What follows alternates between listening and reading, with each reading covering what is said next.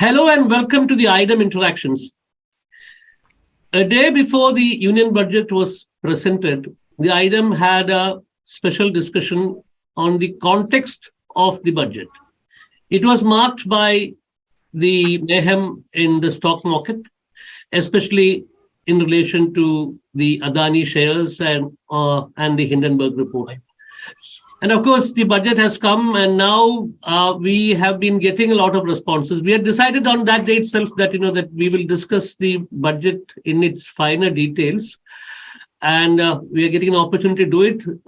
Three of the members of the panel who discussed the pre-budget discussion, three of them are here. That I am here. Ravi, Nair, who is a senior investigative journalist. And an author, he's there. Sethumadhavan, who's the chairman and managing director of Centurion Fintech. He was a former banker with long experience in the banking sector. And then, of course, Sridhar, senior economic affairs journalist with more than 3.5 decades of experience, former associate editor of Frontline. He has also joined. So, of course, the budget has been put in a nutshell by a lot of newspapers and observers as taxes and capex. And apparently, it has been beneficial for both the middle classes and of course, the corporates. I mean, that is why taxes and capex. So I think I'll start with Sridhar, given his long experience in the economic affairs journalism. So how do you look at the budget?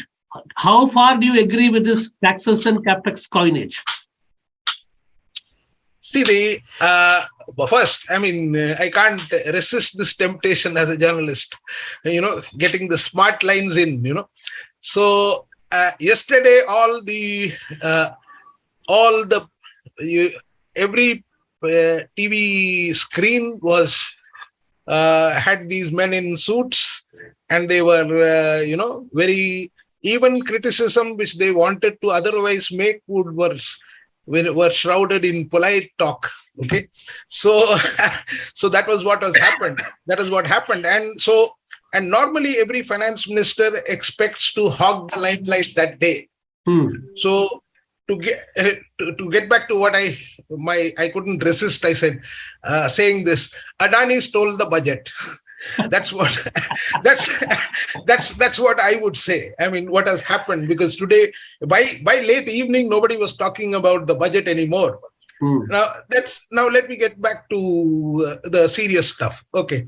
Because we are supposed to discuss very grim-facedly not necessarily grim-facedly.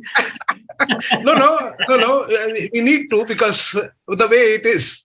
So let me just say, any budget, I've been covering budgets for many years, and any budget every single budget always is situated in a political and an economic context.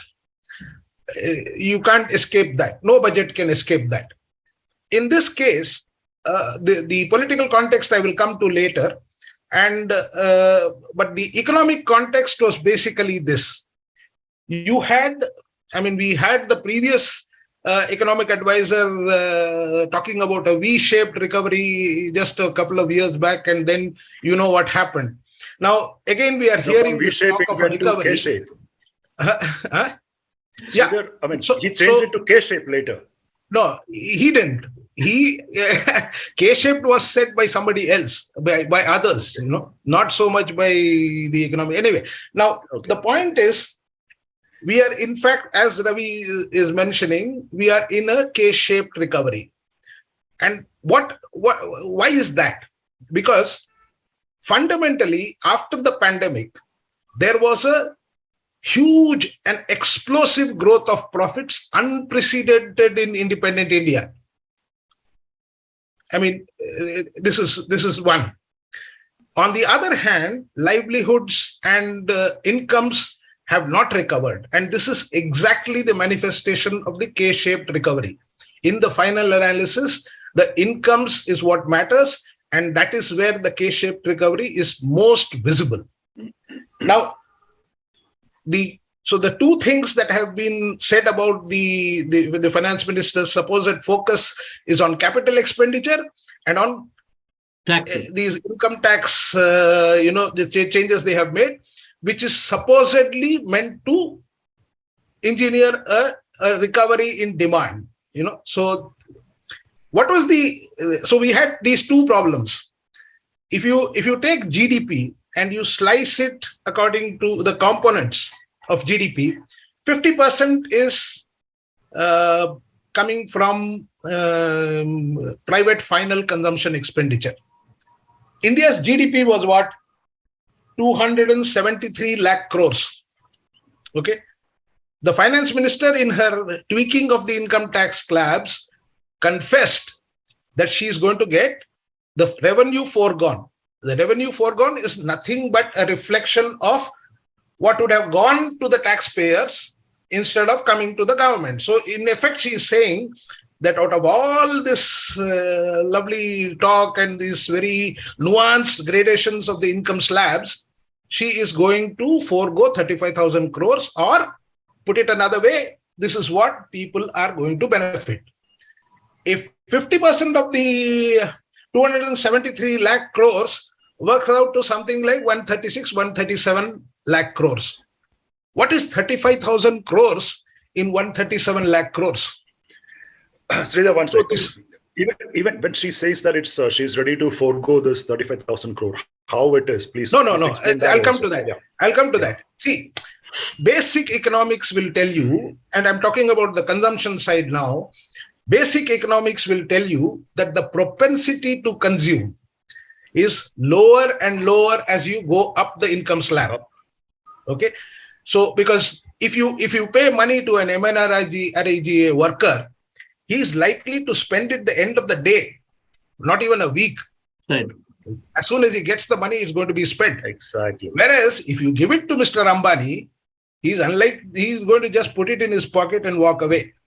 Nothing is going to come back into the economy as soon as you would imagine. So the multiplier effect that she's talking about is virtually non-existent. Now coming to the slabs, if you see the way it is structured, it is clearly beneficial to the upper end of the income slabs. And this is precisely what I mean when I say that this is unlikely to drive demand, which even, executives of top companies are saying this, that they are facing a problem. You see two-wheelers, you see Hindustan Lever executives, they're talking about this, not me. They are saying that demand is not coming, particularly from the rural areas and semi-urban areas. This is not happening. Right. This is as far as consumption is concerned. On the capital side, Mrs. Sitharaman has been pleading with industrialists to invest. It is not happening. CMI studies have shown that the extraordinary increase in profits has not been moved to investment. Instead, in fact, it is quite possible and quite likely that is what is driving the stock markets on this unprecedented boom. So this is the context. So capex. So capex. There is something to be fair to Mrs. Sitharaman. There is something in the railways that I see positive in the last year and what she has promised for next year. Yeah. But even there, the extraordinary load of neglect over the last decade and more of the Indian Railways, whose multiplier effect is very well known, cannot be surmounted by this. In fact, I see physical targets for the next year of the railways actually being pulled down. Well, I think, Sridhar, I'll get quickly, Sethumadhavan. Yes. Yeah. Yes. So, the point is, Sridhar has come up with the broad picture, and of course, he has looked at some certain specific areas also. So, Sethumadhavan, I would want to get your response on the way you look at the budget in general, and also the comments that Sridhar has made. See, I fully agree with Sridhar that, every budget is a combination of political and economics tie-up. You can call it a marriage also. Now here, intentions perhaps might be good. My only concern is about the execution part. where have we lagged in the past? Let me be in all fairness say, as a follower of, as a student of every budget for the last 3 decades, I would rate this as actually quite, what should you say, you get the feeling of having seen a good, pleasant movie. It is not one of those, neither a horror movie nor one of those bleak movies. You get a feeling of having viewed a good, positive movie. My only concern is... Feel good movie. Feel good movie. My concern essentially is, Venkatesh, is I would like execution to happen fast. See, it is just like, we are writing our goals for the year, but then when we do the review every month, we see whether we are falling behind or not. One positive thing I am looking at is because this year, since we happen to be heading the G20 and it is happening in India, and I know for certain, like all of you, there are a lot of actions which have actually started. It could be small, beautification or work and there, but there are things happening. It was in Jaipur, now it is happening, going to happen in Chennai, this one. Some of the infrastructural projects which the government is promising, if it can get executed, it would help in a big way. On taxes and all, essentially, it was more, it was obvious that when they introduced the second 2 weeks ago, it would not continue the, the rail-like 2 policies for long. So this was definitely what remained the nudge. So, as Mr. Sridhar said, you go into the calculations, you get the feel, etc., etc. Ultimately, what they say is instead of investing in LIC policies and savings scheme and all, if you can spend that well and Sethuji, there is a connectivity issue. Your voice is also breaking. So I think I'll sorry, sir. I'm sorry. I am stuck. I'm stuck inside a location in Trivandrum where I'm not able to move out. Anyway, I think we'll see whether it is getting right. I'll get Ravi in the meantime, and then we'll see how it is progressing. Ravi, your take. Please. If you look at the budget from a macro fiscal perspective, okay, the budget is just gold plated. I mean, he said that feel good budget. I'd be more circumspect on that. It's just gold plated. This budget is, what actually happened.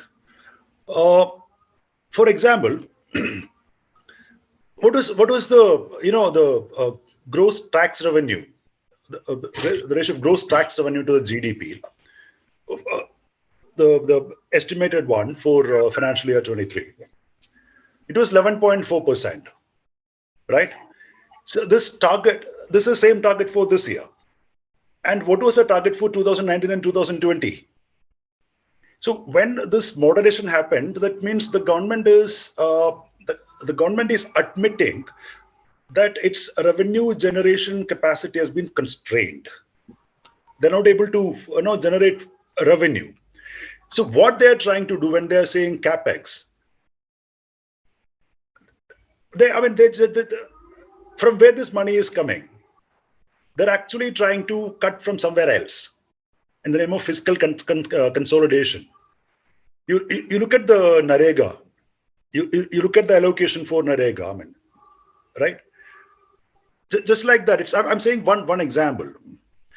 Last year, this financial year, they have taken away the minorities. There's a Maulana Azad scholarship for minority students of 6 minority groups across India. It was stopped, completely stopped. So in the name of fiscal consolidation. Now, see, what is the fiscal deficit? Fiscal deficit is at 6.4%. How they are going to overcome that? In other words, Ravi, what you are trying to say is that that Sethumadhavan ji emphasized on the execution plan. What you are saying is that from our own experience in the past few years, the execution plan is not working. Is it not what you're trying to say? It is, see, not only the execution plan, execution is poor. They are just saying, that's why I said it's gold plated. See, to execute something, you have to have a well-devised plan of action, right? And in our last discussion also, we discussed that Mr. Sethumadhavan also said not today that Sridhar mentioned it first. When we're speaking about capex, how much investment is happening from the private sector? Exactly. How? It's virtually nothing. Why it is not happening? It is not happening because their existing production capacities are not fully utilized. That means it's lack of demand. So to increase the demand, to create the demand, what to be done? And the government is silent on that. The budget is silent on that. And they're saying, the one reason government is given for the tax revision, the slab revision, is that they're asking the people, the middle class people, don't save anything, you won't be benefited, because you used to get a lot of exemptions, right? In that, so don't save anything, you spend the money, splurge it. So that's what. This is not the way. Sridhar was referring to that. Sridhar was referring to that. That's actually more childish. Yeah, but Sridhar, I would want you to bring in. Actually, one other thing. See, one room for maneuver that the finance minister has got is because when you can present in numbers, and then you can present as proportion of GDP. Okay. Now, the funny thing is that your GDP, when you presented the budget last year, was 258 lakh crores. The latest estimates from the NSO say that the nominal GDP, mind you, nominal GDP, nominal means it is inflated by inflation. Okay. Now that is 273 lakh crores. So she's got 15 lakh crores to maneuver. So everything, will show as a higher number simply because of inflation. Okay. So that is one. Okay. The thing about capex is that two things about capex. Now, capex, first of all, apart from the railways, she spoke about helipads, airports, and all this. But the fact of the matter is that you can have airports in Gaya and Hisar and everywhere else where nobody is going to use it. You have a Mysore airport here, just about 150 kilometers from Bangalore, which is hardly used. So the point is, that is not the purpose of undertaking infrastructure investment is to generate economic activity, demand, incomes, and growth. That is the channel. That is not happening. So in the budget, let me add. In the budget documents, I think Sethumadhavanji's connectivity is better now. I think in case before that I'll add one point. Please, Ravi, please carry on. Please carry on. Ravi, please. So when we are speaking about the privatization, okay, when airports, heliports, and all those stuff, when we are speaking about the privatization, what was the target in the last 3-4 years? In financial year 2020, the government missed the target by 55,000 crore, right? In 21, it was missed by 1.7 trillion, 1,70,000 crore, right? And in 22, when the budget was, before the budget, it was said that they missed it by around 97,000 crore. But when the actual numbers came up, okay, they have lost it by 1.6 trillion. So now for this year. Ravi, the point about Sridhar, hold on. I think we should just get in. One feeling which I had is actually, if the middle class has to spend, or even I would say Indian normal human people have to send, we need to encourage the domestic tourism. At least it should be spoken of much more highly. Now, Sridhar mentioned about having an airport and people using it and all. See, one of the things, if we have to have, if the travel, it is not that the people in India are not traveling, but there is the affluent class or even the middle class, their travel has all been now focused to India. If we can promote that, I do not know how we are doing it. Maybe your Vande Bharat be one of those reasons or excuses for people to just get a feel of it. But one of the ways in which if domestic tourism and travel can increase substantially, there would definitely be a larger consumption and larger spending.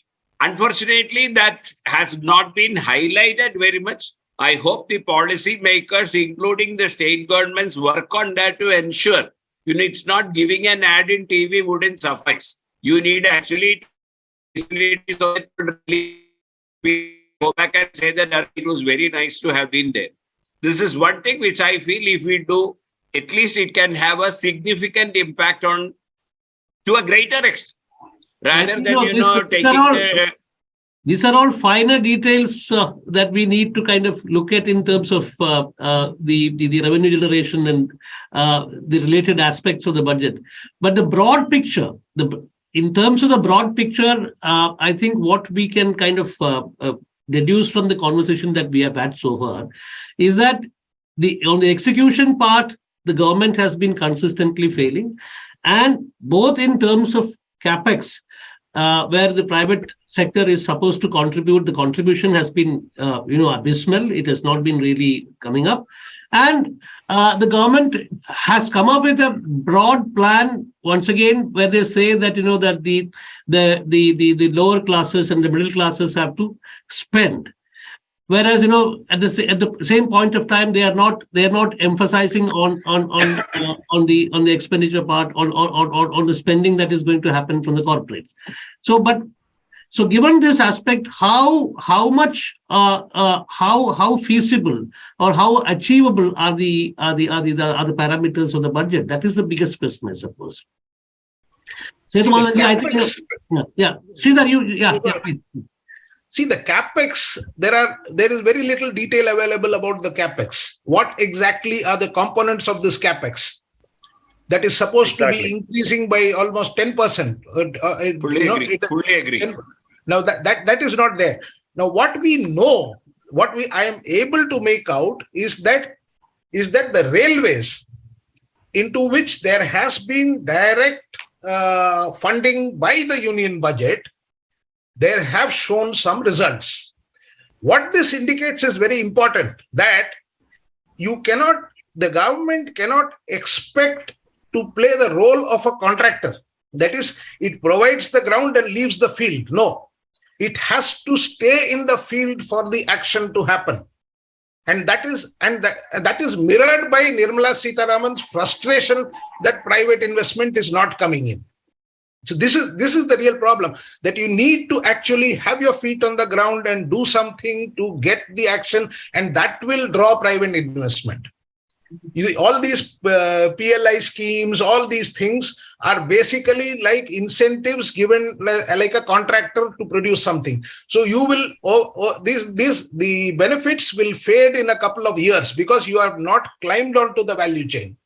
You are getting mobile phones. We are talking about Nirmala Sitharaman again boasted about this yesterday. But the point is that you are basically importing kits and putting them together and passing it off as India made. Exactly. Yes. Even this airport that they are going to make for, you are basically getting the plastic assembly. That's all. You are not even producing that plastic here. So what are you going to learn I was talking to the union minister yesterday. So he had a counter argument. I mean, of course, that ministers are given to rhetoric. So he told me that, from Atmanirbhar Bharat, with this budget, we are going to make India, we are going to make the world Bharat Nirbhar, dependent on. Okay, let me add something. These are all the feel-good factors, which people play on. Let me continue with what Sridhar said. Let me take it from where Sridhar stopped. Sridhar, so see, if we look at the absolute capex number, what the budget was estimated is 10 lakh crore rupees. Correct. Right? It's 10 lakh crore rupees. It's mind-boggling. Right? So that is it's in the budgetary speech. It said it's 3.3% of the GDP. That was kind of headline when it was going on, and 3.3% of the GDP will be the capex. But see, if you look at it, let us look at it a bit more, finely. Yes. So the combined capital outlay of the central government and the central public sector units was 3.9% of the GDP, okay, in 2020. Right? So it's the same. Yes. There's What is the difference? No, I think that is, I would. no. That is, Venkitesh, I want to put one point. Teacher can only create an atmosphere. I'll come to the point quickly. Perhaps not private sector, but also for the so-called knowledgeable people in India also, and see that you are dependent on one ministry or one minister or one septap to do everything under the sun. Each one of us can also call something which I feel we have been lacking, especially when we compare ourselves to a country or Vietnam or Thailand. This is time. See, we are all good at, criticizing, analyzing, analysis, paralysis. We are all actually good. But what is it that you and me are also contributing is becoming very important. I would say that is something that percolation can happen from you gentlemen, sir, because that is what your business is. You are essentially in the media, and you should create a feeling that instead of sitting and waiting for somebody to do something, can each one of us trigger something and do a little bit? It will have a significant impact. Thank you, sir. well, yeah, that's good, sir. Basically, I think, on this aspect, I think, Sridhar, I just add one thing. If we get disconnected, I think we should all rejoin on the same link, because I think this is an important aspect that Sethumadhavan ji has flagged. I would request Ravi to respond first to this. Basically, this is actually the nationalistic, rhetoric. I'm sorry, Mr. Sethumadhavan. If you look at what RSS speak, this is what everyone should contribute to the nation building. That's what this government is also says. Every single individual in this country is contributing towards the nation in one way or the other. Every single individual is paying the tax to the government. When people speak about tax, 99% of the population take it as only the direct taxes. Right? Correct. If you go and buy a strip of Disprin, you're paying 5% GST on that. Right? And look at the GST slab. Where you are not paying tax. Who is not paying tax? A normal loaf of bread, we are paying 5% GST on that. So everyone is contributing. It's not that somebody should come out, okay, let's do nation building. It's not like that. It's not like that. The duty of, we are an electoral democracy. In an electoral democracy, the role of the government is put out a thorough plan and execute it. Not come out and say that Bharat Mata ki jai, India first. No, but then Sethumadhavan made a comparison between countries like Thailand, Vietnam, and China, and say that where. No, see, for Thailand, Vietnam, I can say even Bangladesh, China, and I can say even Bangladesh, where you have to look at the manufacturing sector. Exactly. So what this government did in India with the manufacturing sector, we also had a manufacturing sector. We had a vast number of SMEs and MSMEs. What they did with GST and before that with demonetization, right? We covered it. We covered it. Back to what you. Yeah. Going back and saying this is what we should have 10 years ago is not going to take us forward in the next 10 years. So for Yeah, that, no. That's true. Sridhar, I mean, your take on this. See, my point is very simple. My training as an economist and as a journalist, basically my job is to question the government. My job is fundamentally to question the government. That is my role. In a democracy, I am supposed to perform this function for the greatest common good. That is what society expects of me, and that is what I should be doing. So my contribution is not in terms of how much I can contribute to the PLI scheme or what I can produce in terms of mobile phones or something like that. That's not, everybody contributes in a different way, as Ravi was saying. Now, the point coming to this thing about the state, about comparison with other countries, exactly those same countries we are talking about, they followed a very different trajectory. Or even earlier, when you compare with Korea and Taiwan and all the others in the East Asian tigers, the role of the state was something else. It was not like the role of the contractor that I'm talking about, that I mentioned earlier. The state played a very important role in ensuring the viability of an ecosystem in which companies could learn, grow, and move up the value chain. For example, if you look at a country like Korea, in the 50s, they were producing garments. You go back to old pictures of Korean factories and you will see women lined up in huge factories producing clothing. They moved out of that industry over a period of time. They did education, they addressed basic hunger, they took care of all these things before they could step onto this plate, and then move ahead. Similarly with China, the folklore was about 20 years ago was these fellows just imitate, they copy, and they do this.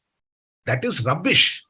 They have moved up the value chain. You look at a company like Huawei, you can have all your quarrels about China, but the fact of the matter is that they moved steadily up the value chain to the point that they are actually, whether you like it or not, the champions of 5G technology. Essentially, Sridhar, that is the reason we are seeing capital moving into that country the moment opened up. Now, what I'm saying is that is precisely the reason why we are seeing capital moving into China the moment they opened up. The confidence is there for the international community. No, but that is not true. They did not open up in the sense that they didn't tell foreigners, come and take what you want. They said, these are our terms, take it or leave it. And meanwhile, they did something on their own to make it attractive for foreign companies to see the potential of a huge market. That's what precisely all of us are saying the same thing. I am saying it is a time also.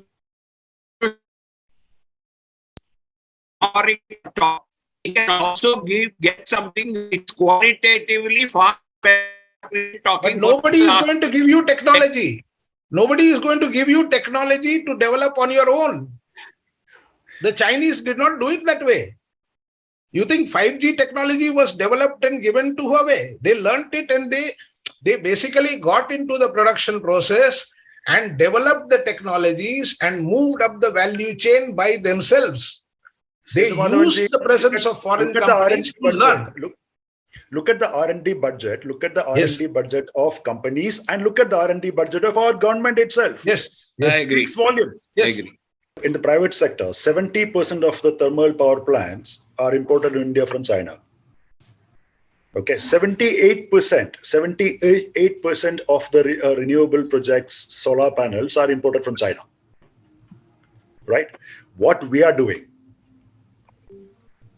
Are we trying to invent something new? Yes, we are doing. The government is promoting, government is investing money to dig out gold from cow urine. Let's be factual.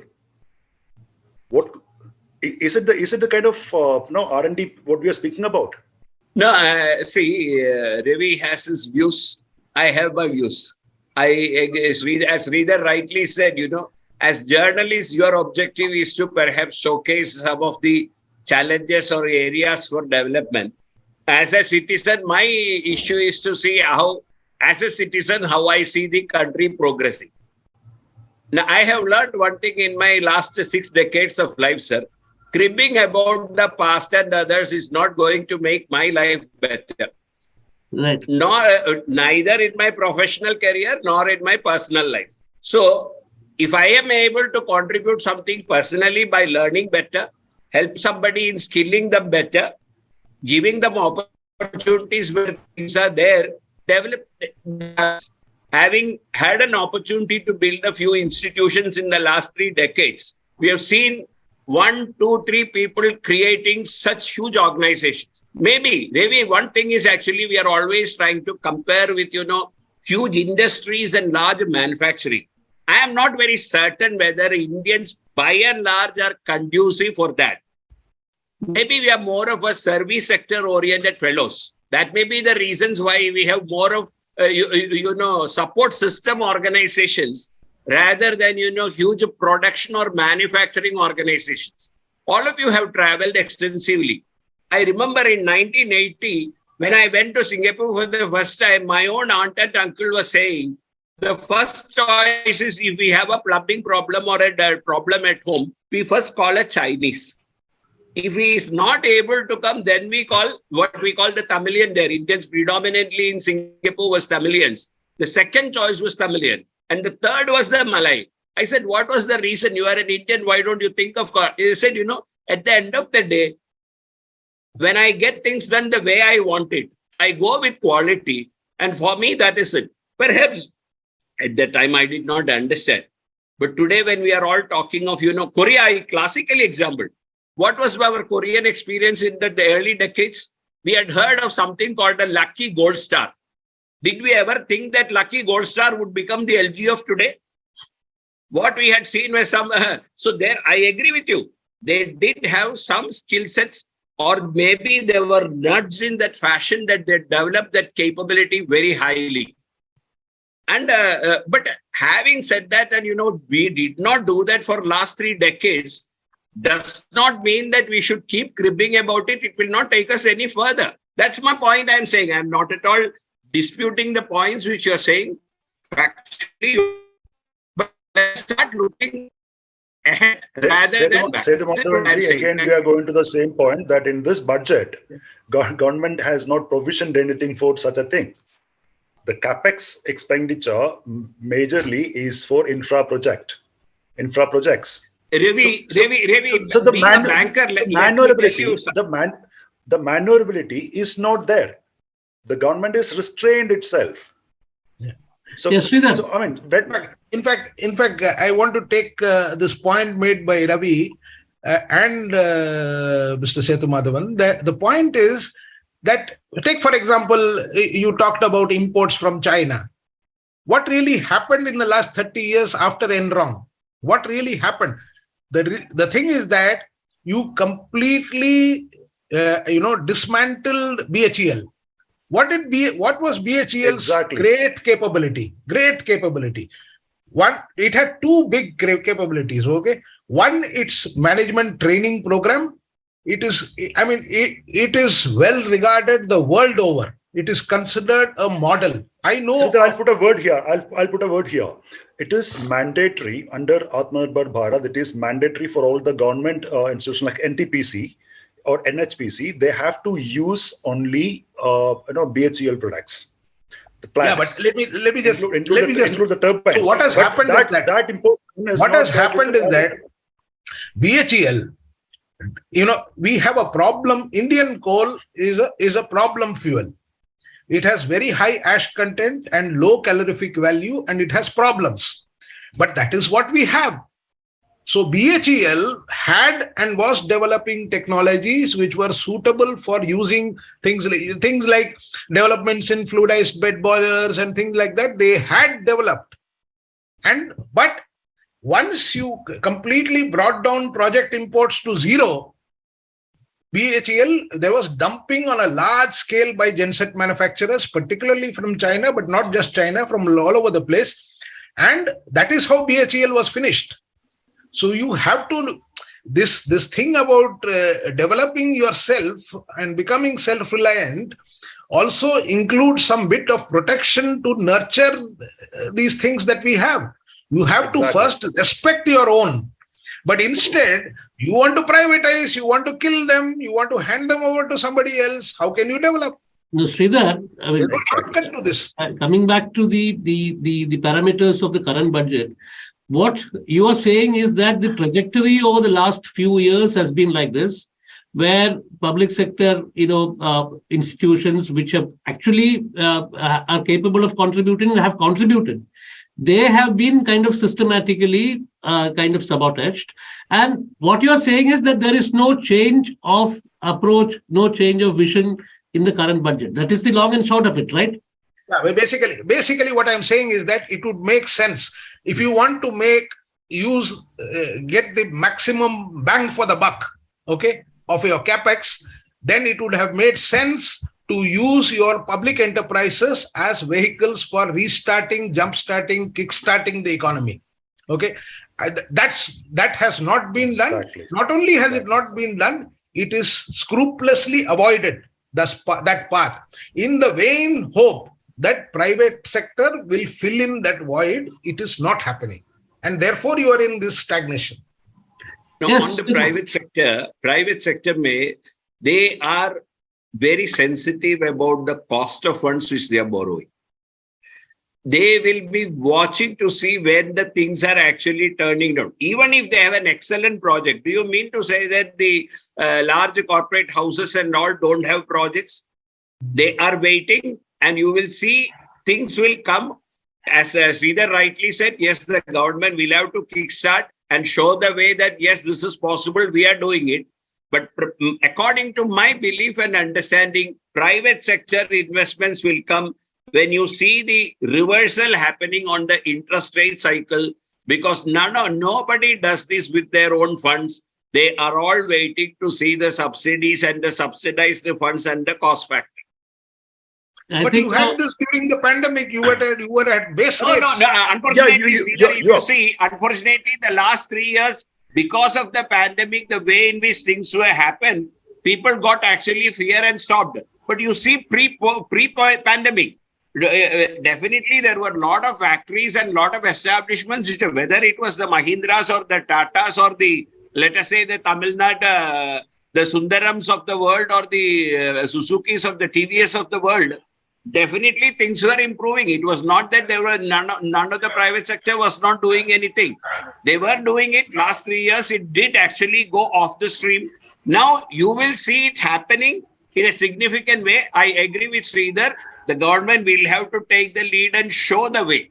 Maybe they bring 1,000 Vande Bharats or many other things. But once that happens, and once the interest rate cycle starts moving down, I expect the private sector also to kickstart. Well, I think, Mr. Sethumadhavan, the government, this budget doesn't give any ignition for such a kickstart. that is what I was trying to say, and Sridhar was trying to say all this while.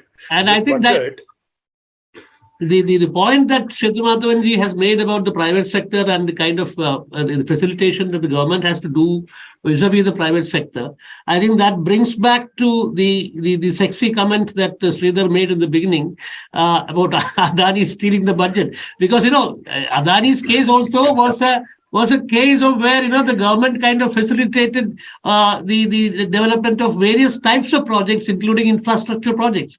So I think, we need to discuss that also, Sridhar. You can't just leave that statement hanging. It's like a juicy carrot. No, the thing about, I'll just be brief. I don't want to speculate too much, but basically, for an orderly functioning of the capital markets anywhere in the world, because in a globalized world, you can't have an island operating somewhere, okay? The moment you accept that your market is linked to global markets, then you are bound by regulations of transparency, of financial prudence, and all those other things that go with the orderly functioning of capital markets. The Adani story is basically, in my view, that is the most important story. That is the most important lesson that comes from this Adani story, in the sense that SEBI has failed miserably in performing its role as a regulator. It has been investigating and claiming to be investigating for more than 1.5 to 2 years about complaints about the way in which the Adani shares, the company's shares are held. That is, to my mind, central to this whole crisis in the Adani thing. This whole thing. All the other SEBI has been doing the same thing. Correlation case also. I definitely agree with you. The central organizations or institutions of this country need to be much more proactive and call a spade when it matters, not after 5 years. Yes. No, in the case, what the Hindenburg report basically says, as far as I am concerned, this is the core issue. The way the shares of Adani Group companies are held are central to this whole thing. From there, the valuation arises. From there, the leveraging question arises. From there, these bonds and shares and everything else comes from there. The fountain of this thing is basically the way the shares are held in dubious locations. I have done some research on Mauritius-based, when the this whole capital gains double taxation treaty was coming. I was, in fact, I have talked to Mauritius finance ministers about this. The point is that in Mauritius, you can operate as a post box company. You can have at the same address 1,000 different companies, all functioning out of total opaqueness. Every company will share the same address, will have a nominee director who will block you from accessing the true persons holding the shares. This is not acceptable to modern functioning of capital markets.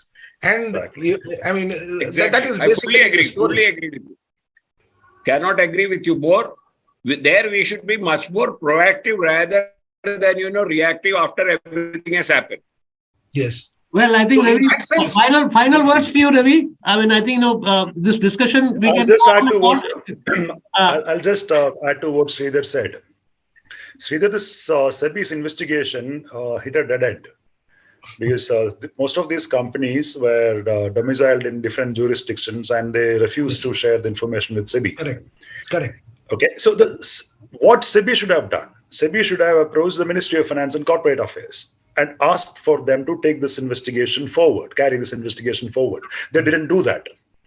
Instead, what happened was in last September and October, the Adani Group chairman held 2 meetings. He visited SEBI headquarters twice. It's not a speculation. Okay. It's confirmed. It's confirmed news. That's why I'm saying so confidently and on a live platform, on a platform like this. So if SEBI was investigating against Adani Group, how could the SEBI chairman, the board of directors and the officials agree to meet Mr. Gautam Adani and discuss whatever they might have discussed? Absolutely. So that isn't it a conflict of interest? So what kind of investigation they were doing? Well, these are crucial questions. Ravi, just one point I want to just sort of clarify or add to what Ravi is saying is that, see, this is very important. So if SEBI is saying that I will accept money from wherever it comes, however it comes, and I will allow it to do whatever it wants, then what kind of a regulator is it? I mean, if it can't... That's what's happening. At least with the FPIs, with that 7-8 FPIs, which are parked money with Adani Group, it's in complete violation of the norms. In cases where it's 98.3% of the total funds were parked in one group. Well, I think... Sethumadhavan I think, due to paucity of time, we need to kind of close this because it's a very, very big topic and I think we need to discuss this. But when Sridhar says, at the beginning of the discussion that Adani stole the budget, when you say that, we understand the meaning when we go into these larger factors. We'll certainly go into these larger factors in due course, and we'll have a broader panel look at all these issues, and look forward to having all of you on the AIDEM discussions, interactions in the future also. Thank you very much for the time, and we'll continue this conversation on various other topics as well. Thank you very much. Thank you.